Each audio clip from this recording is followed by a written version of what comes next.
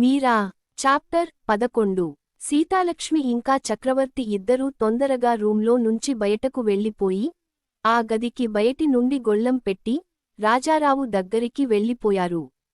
వాళ్ళిద్దరూ రూంలో నుంచి బయటకు వెళ్ళినా కొంతసేపు తర్వాత మీరా కొంచెం భయంగానే తల పైకెత్తి గది మొత్తం చూసింది. అక్కడ ఎవరూ లేరు అని తెలుసుకొని మామూలుగా కూర్చొని మజ్జిగ తాగడానికి గ్లాస్ చేతలోకి తీసుకోగానే ఏదో శబ్దం రావడంతో గ్లాస్ తన చేతిలో నుంచి కిందికి జారి పడిపోయింది.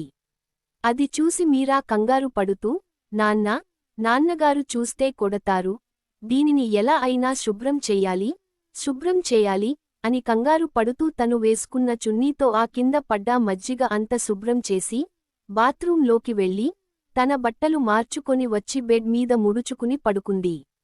పైన గౌతమ్ రూంలో అదే శబ్దం వినిపించడంతో తను ఇంటి బయటకు వచ్చి చూశాడు.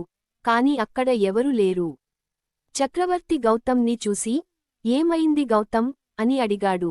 బావ ఏదో శబ్దం వినిపించింది, అందుకే వచ్చాను, అంతా ఓకే కదా అని అడిగాడు గౌతమ్.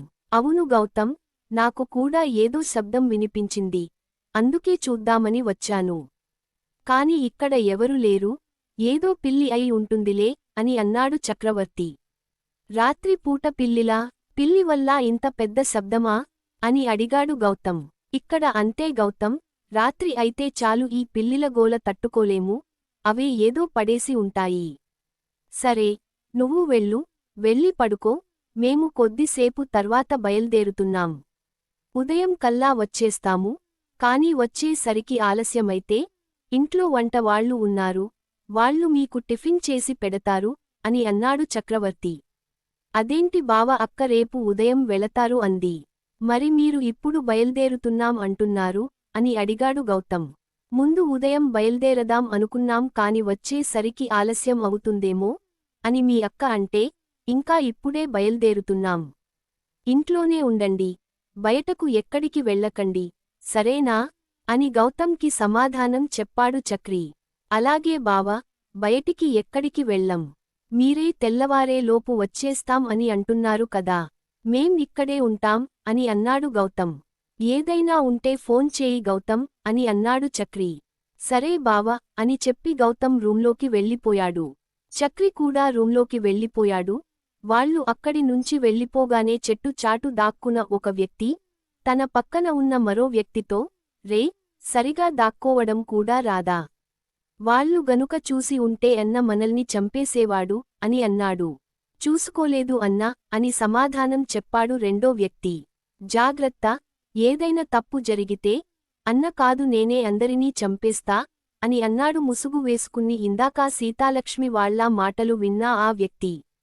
గౌతమ్ తన రూంలోకి రాగానే తనకి తన ఫ్రెండ్ ఫోన్ చేశాడు.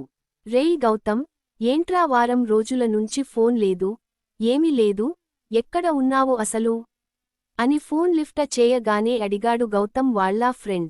అదేం లేదురా, అక్క వాళ్ళ ఊరికి వచ్చాను, అందుకే నీకు ఫోన్ చేయలేకపోయాను సమాధానం చెప్పాడు గౌతమ్.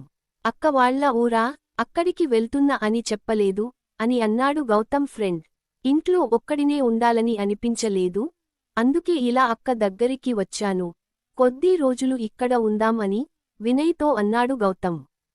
హో అవునా, ఇంతకీ నువ్వు ఎలా ఉన్నావు అని అడిగాడు వినయ్. ఓకే, బానే ఉన్నా, మరి నువ్వు ఎలా ఉన్నావు అని అడిగాడు గౌతమ్. నేను కూడా బానే ఉన్నారా, అక్క వాళ్ళు బాగున్నారా అని వైదేహి గురించి అడిగాడు వినయ్. హా, వాళ్ళు కూడా బాగున్నారు అని అన్నాడు గౌతమ్. మరి ఏమంటున్నాడు నీ అల్లుడు అని అడిగాడు వినయ్. ఇదిగో నా దగ్గరే పడుకున్నాడు, ఇప్పటి వరకు నాతో ఆడుకున్నాడు, అలిసిపోయి ఇప్పుడే పడుకున్నాడు అని అన్నాడు గౌతమ్. అంతే లేరా, ఊరికి వెళ్ళి నన్ను మరిచిపోయావు కదా అన్నాడు వినయ్. అలా ఏం లేదు, ఇందాక వీడితో కూడా నీ గురించే మాట్లాడా అని అన్నాడు గౌతమ్. అబో నమ్మే సాములే గాని ఇంతకి ఇక్కడికి ఎప్పుడు వస్తున్నావ్ అది చెప్పు అని అడిగాడు వినయ్. వినయ్ నేను ఒక డెసిషన్ తీసుకున్నాను రా అని చాలా ఆలోచించి చెప్పాడు గౌతమ్. ఏం డెసిషన్ అని అనుమానంగా అడిగాడు వినయ్. నేను మళ్ళీ అమెరికా రావాలి అని అనుకోవటం లేదురా, హైదరాబాద్లో ఏదైనా చిన్న క్లినిక్ ఓపెన్ చేద్దామనుకుంటున్నాను, లేదా ఏదైనా ఊర్లో అయినా సరే. క్లినిక్ పెట్టడం అవకపోతే ఇక్కడే ఏదైనా హాస్పిటల్లో జాబ్ చేద్దాం అనుకుంటున్నాను అని తన మనసులోని మాట వినయ్కి చెప్పాడు గౌతమ్. ఇది విన్న వినయ్ ఆశ్చర్యపోయాడు. ఏంటిరా నువ్వు మాట్లాడేది? You are the best doctor. ఇక్కడ వాళ్ళు నిన్ను వాళ్ళ హాస్పిటల్లోకి ఇన్వైట్ చేస్తుంటే అక్కడే ఉంటా అంటవేంటి? హైదరాబాద్లో కూడా పెద్ద పెద్ద మల్టీనేషనల్ హాస్పిటల్స్ నీకు చాలా ఎక్కువ డబ్బులు ఇచ్చి మరీ తన హాస్పిటల్లో నీకు జాబ్ ఇస్తారు. కాని నువ్వు ఊళ్ళో ఉండిపోతా, క్లినిక్ పెట్టుకుంటా అని అంటున్నావ్ ఏంటి గౌతమ్? అసలు ఈ ఆలోచన నీకు ఎందుకు వచ్చింది? అని అడిగాడు వినయ్. నాకు అక్కడకు రావాలని లేదురా అని అన్నాడు గౌతమ్. అదే ఎందుకు? అని వినయ్ ఏదో ఆలోచిస్తూ, ఒక్క నిమిషం, నాకు అర్థమైంది, నువ్వు గీత వల్ల ఇక్కడికి రాలేను అంటున్నావ్ కదా అని అన్నాడు వినయ్. మరి ఎవరు ఈ గీత? త్వరలో తెలుసుకుందాం.